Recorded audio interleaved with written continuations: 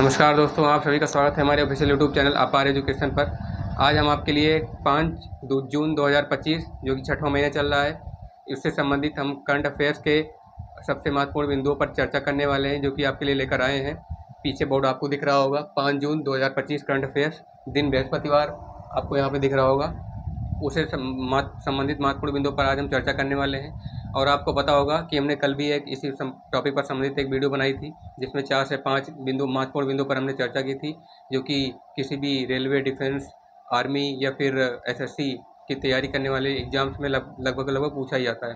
तो आइए देखते हैं, बिना देरी के वीडियो को स्टार्ट करते हैं, ताकि ज़्यादा लंबी वीडियो ना बने। और देखिए, क्योंकि हमारा जो है करंट अफेयर्स का इम्पोर्टेंट जो पॉइंट्स हैं, पहला यहाँ से स्टार्ट हो रहा है। तो देखिएगा, पहला गृह मंत्रालय द्वारा जारी किया गया है एक डिजिटल आपराधिक मामला प्रबंधन।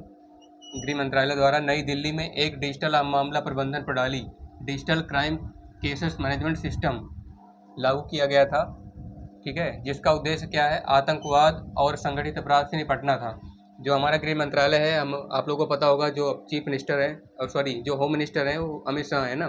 तो गृह मंत्रालय द्वारा उनके थ्रू जो है ये पारित किया गया था दिल्ली में हमारी जो विधानसभा है, संसद भी है, लोकसभा, राज्यसभा ना, तो उसमें जो है ये पारित किया गया था एक डिजिटल आपराधिक मामला प्रबंधन प्रणाली, जिसे इंग्लिश में बोला जाता है digital crime cases management system. इसे लागू किया गया ताकि भारत देश में जितने भी क्राइम है, जो अवैध घुसपैठ हो रहे हैं, जो देश के अंदर भी कुछ गद्दार छुपे हुए हैं, उन पर कार्रवाई की जा सके।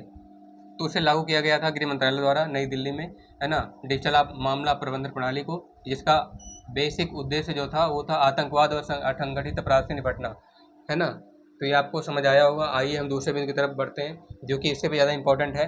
हमको पता होना चाहिए कि हर वर्ष, प्रत्येक वर्ष 20 मार्च को विश्व गौरैया दिवस मनाया जाता है। विश्व गौरैया दिवस यानी कि जिसे हम लोग बोलते हैं वर्ल्ड स्पैरो डे, है ना। आपको पता होगा कि पक्षी भी हमारे लिए कितना इंपॉर्टेंट है।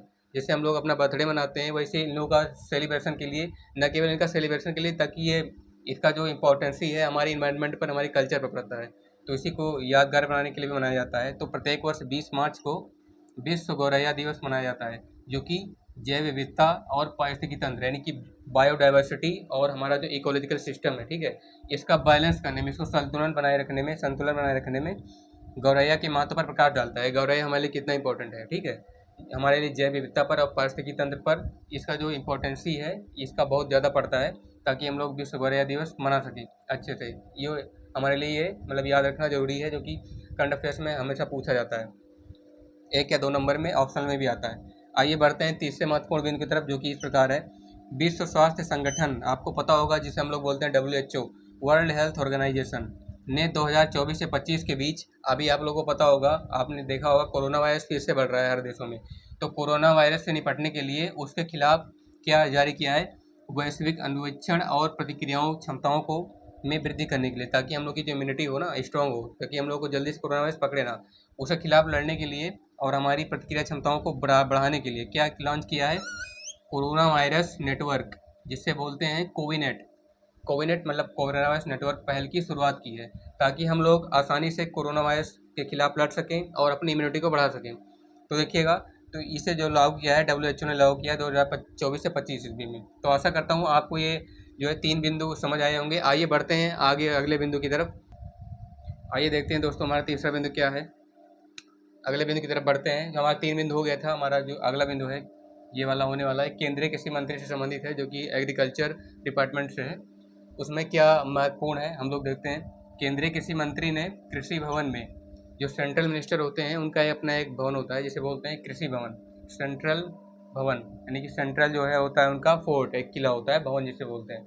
2024 से 25 ईस्वी के बीच कृषि एकीकृत कमान और नियंत्रण केंद्र, ये उनका एक सेंटर होता है, जिसे हम बोलते हैं कृषि एकीकृत कमान और नियंत्रण केंद्र। अभी हाल ही में लॉन्च किया गया था 2024 से 25 के बीच, कृषि integrated command and control centre. इसका उद्देश्य क्या था, जिसे हम लोग शॉर्ट फॉर्म में ICCC बोलते हैं, ICCC, इसकी जो है आप स्थापना की, ठीक है, कृषि भवन में केंद्रीय कृषि मंत्री ने जो है एकीकृत कमान नियंत्रण केंद्र की स्थापना की, जिसे बोलते हैं ICC।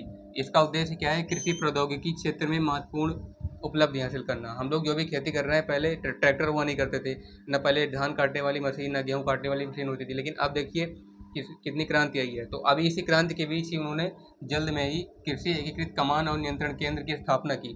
ये भवन है जो कि केंद्रीय कृषि मंत्री सेंट्रल एग्रीकल्चर मिनिस्टर द्वारा जो है सेंट्रल कोर्ट में लॉन्च किया गया था 2025 ईस्वी में। ठीक है, इसका उद्देश्य था कि एग्रीकल्चर जो भी लोग कृषि कर रहे हैं उससे संबंधित जो टेक्नोलॉजी विकसित हो रही है खेती करने की, उसकी बीजों की बुआई से लेकर के उनकी कटाई तक, तो उसमें जो है जो एग्रीकल्चर टेक्नोलॉजी है उसमें एक महत्वपूर्ण उपलब्धि हासिल करना है। जितने भी हथियार बन रहे हैं ना, उनकी सबकी जो है पुष्टि की जाए कि मतलब सब अच्छे से चल रहे हैं और इससे भी ज़्यादा एडवांस कर सकें। आइए अगला बिंदु देखते हैं जो कि हमारा ऑप्शनल में है। भारत में प्रथम परमाणु ऊर्जा केंद्र यानी कि the first atomic energy centre in India which established कब बनाया गया था। ठीक है, भारत में पहला परमाणु ऊर्जा केंद्र कहाँ बनाया गया था, हमने जीके में कहीं ना कहीं पढ़ा होगा। तो आपको पहला ऑप्शन दिख रहा होगा आजमगढ़, दूसरा हैदराबाद, तीसरा तारापुर, चौथा इनमें से कोई नहीं। तो आप सोच सकते हैं कि आजमगढ़ में नहीं बनाया गया था, ना ही हैदराबाद में बनाया गया था, जो कि हमारी न्यूक्लियर एनर्जी सेक्टर है वो कि कर्नाटक के तारापुर में है। ठीक है, एग्जैक्ट है कि तारापुर में ही बनाया गया था। तो ठीक है, ये दोनों ऑप्शन गलत हो जाएंगे। अगर पूछा जाता है तो तारापुर हमारा सही होगा कि भारत में पहला परमाणु ऊर्जा केंद्र जहाँ से हर एक एटॉमिक एनर्जी का पहले बार टेस्टिंग होता है, उसके बाद हमारा जो ISRO है वहाँ पे इस्टेब्लिश किया गया।